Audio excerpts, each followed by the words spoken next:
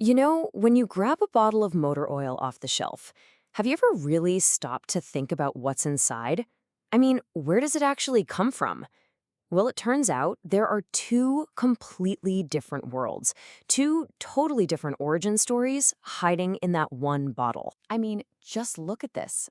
On the one hand, you've got this beautiful, clean, green source literally growing out of the ground.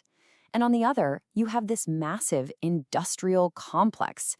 These two starting points could not look more different, right? Yet somehow, they both create the lifeblood for your car's engine. And that's because these aren't just two different materials. They really represent two totally different philosophies for making the exact same thing. One is all about searching for what you need, and the other is about building it from scratch. Okay, think of it like this. The old way, the petroleum way, is a deconstructive search. It's like trying to find a few perfect red Lego bricks in a giant toy box that's just filled with thousands of mismatched pieces, broken bits, and random junk. You spend all your energy just sifting through the mess. The new way, from plants, is a constructive synthesis. It's like getting a brand new Lego kit.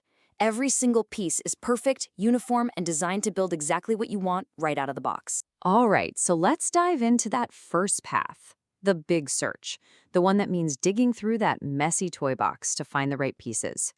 This all starts, as you might guess, with a barrel of crude oil. A barrel of crude oil isn't just oil. It's this incredibly complex, chemically chaotic soup. We're talking about thousands of different types of molecules all jumbled together. Some are long, some are short, some are useful, and a whole lot of them are just impurities you have to get rid of. So, out of that entire messy barrel of crude, what percentage do you think actually becomes the high-quality base oil that a modern engine needs? Brace yourself.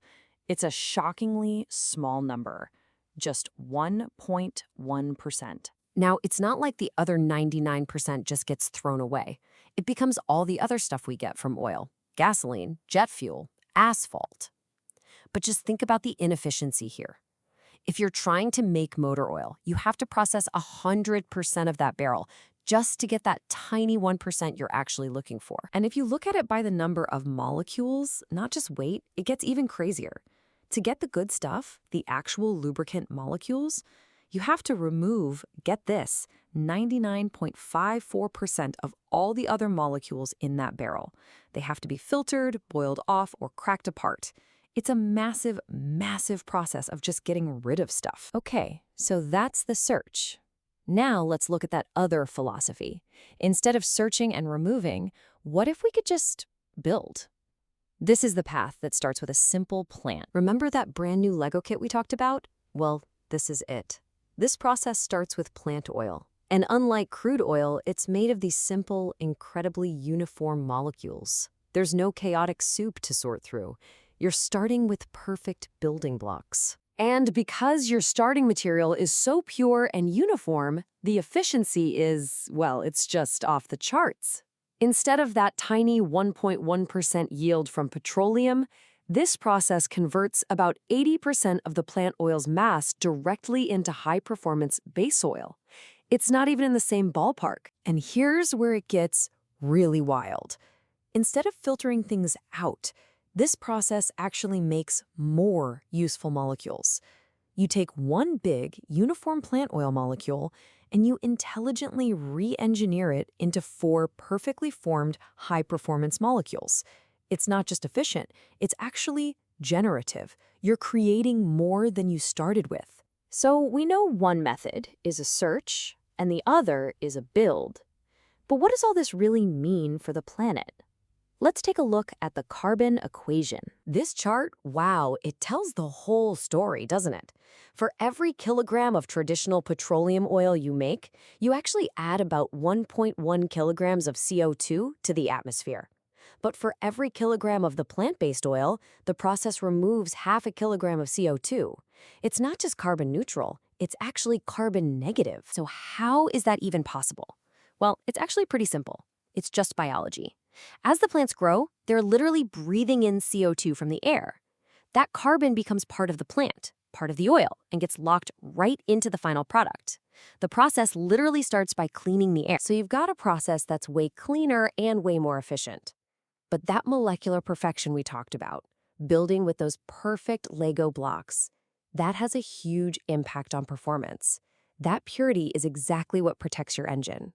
So let's see what that really means for the car you and your family rely on every single day. Let's make this really personal. Think about a Toyota Corolla. I mean, that is the definition of a reliable family car, right? You trust it to get your kids to school safely, to not break down on a long road trip. For a car like that, reliability isn't just a feature, it's everything. Okay, so here's the bottom line. Using this advanced plant-based oil might cost you an extra, what, $22 a year? Let's call that your insurance premium. Now compare that to the cost of a single catastrophic engine failure. You're looking at over $5,000. And that $5,000 number, that's just the start. That's the tow truck fee. That's the rental car you're juggling for a week. It's the huge repair bill. But that doesn't even begin to touch the real cost, does it?